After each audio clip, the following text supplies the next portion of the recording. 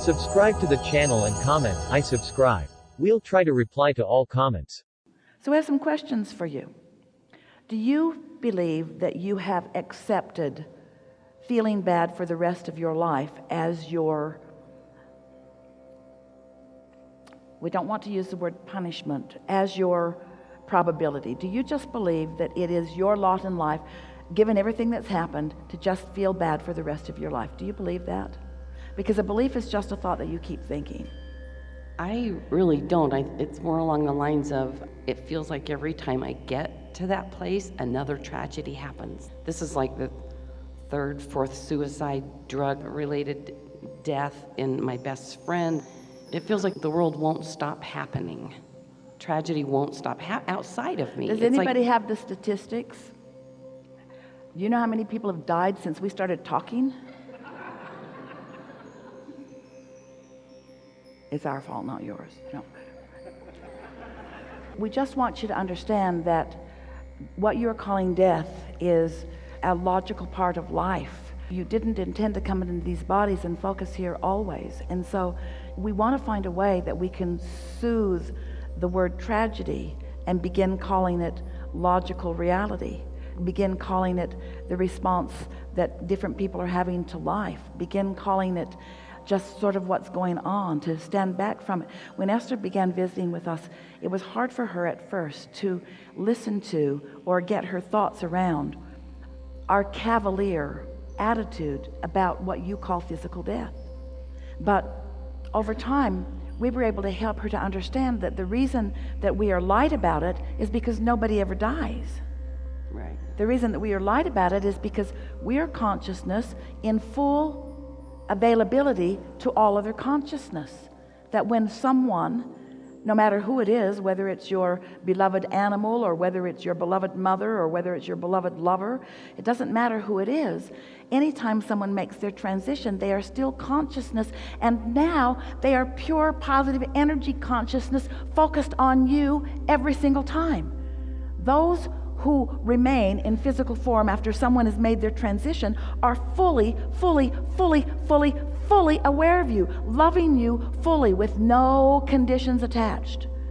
And so if you start tuning into that, you'll stop calling it tragedies. You'll say, oh, got another lift today, someone else died.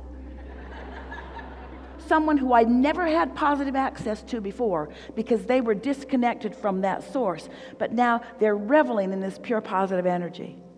The other day, Esther was visiting with an electrician in her house, and he was up on a ladder installing this beautiful new Art Deco lamp that she had found, and she was excited about it, and he was too. And they were talking about different things. And he mentioned that his wife was about to go into labor any day. And he said that there were 3 names that they were considering. And when he said the name Jonah, Esther got goosebumps all over her. And she said to him, none of my business. Not knowing what his religion is and probably thinking that he might not take to what she's doing. In other words, she's sort of possessed here. So she was gentle, but she said, I just got to say, I think this baby wants to be named Jonah because I can feel it all over. And he said, oh, I'm getting it too. I'm getting it too. So what we want you to understand is that if someone coming in is aware of you and what you're talking about, especially as it pertains to them, someone who's just moved on out is aware too. See what we're getting at? There is no separation. Now it's an unconditioned. Now it's a vortexual relationship. Now it's a vibrational relationship. Now it's an emotional relationship. So there's nothing tragic about someone defocusing here and putting their attention somewhere else. Source is never calling you into something that is wrong. And you just got to know that sometimes that is the path of least resistance, which means it's the path of most allowance.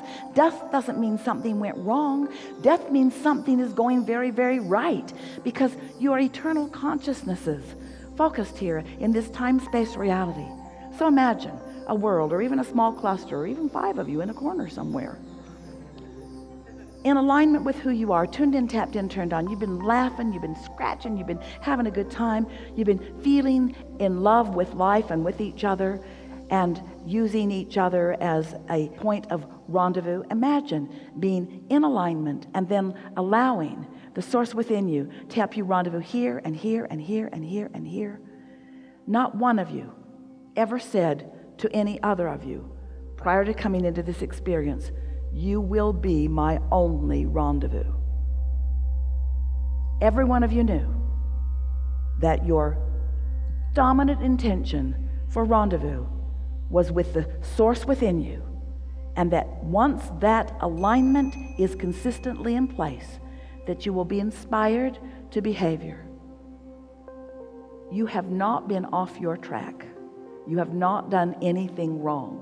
Nothing has gone wrong. You are living life. Tragedies aren't happening. Things are happening. It's all in the way that you are choosing to look at it, you see. If you all are watching CNN or some of those news broadcasts where it is their sole intent to go around the world looking for trouble and then finding it, exaggerating it, tilting it, and putting dramatic music behind it, and then bringing it right into your living rooms, then you are inordinately aware of tragic and trauma around the world. And we know when it comes up close to you, sometimes it worries you, especially when you are with someone like us who is always saying you create your own reality. But if you create your own reality, then everybody else does too. And so you can't be the one that created their reality just because you know them. They created their own reality and you knew them. They created their own reality and you knew them. And you were not charged with the assignment of making it different for not one of them. You did come forth intending to tune into source so that through the power of your example, you could inspire others to want to find somehow that happy experience that you are finding.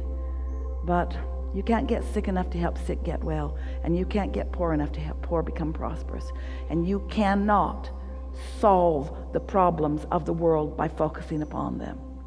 Just live your own life and let the source within you revel through you, and let the goosebumps indicate to you your alignment with source, and practice it enough that you're steady there, and then watch the inordinate number of good things that come your way, and leave everyone to create their own reality, and don't take credit or responsibility for anything that's happening to anyone else.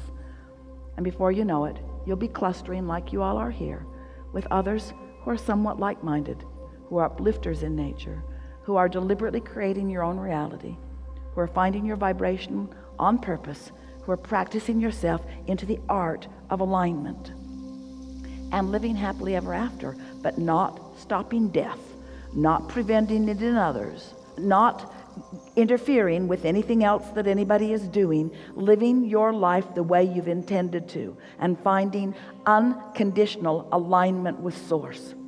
So, we think it is really a wonderful gift when someone comes into your experience by your attraction, yes, who doesn't jump through hoops in order to present to you a conditional presentation that you can then have a good feeling response to. We think it's a wonderful thing when things happen around you that you have to adjust to, because otherwise you've got to have a very narrow band of merry friends that you are running around with, and then you got to control them because they're all freaks, you know. Helpful? Yes. Good. Thank you so much.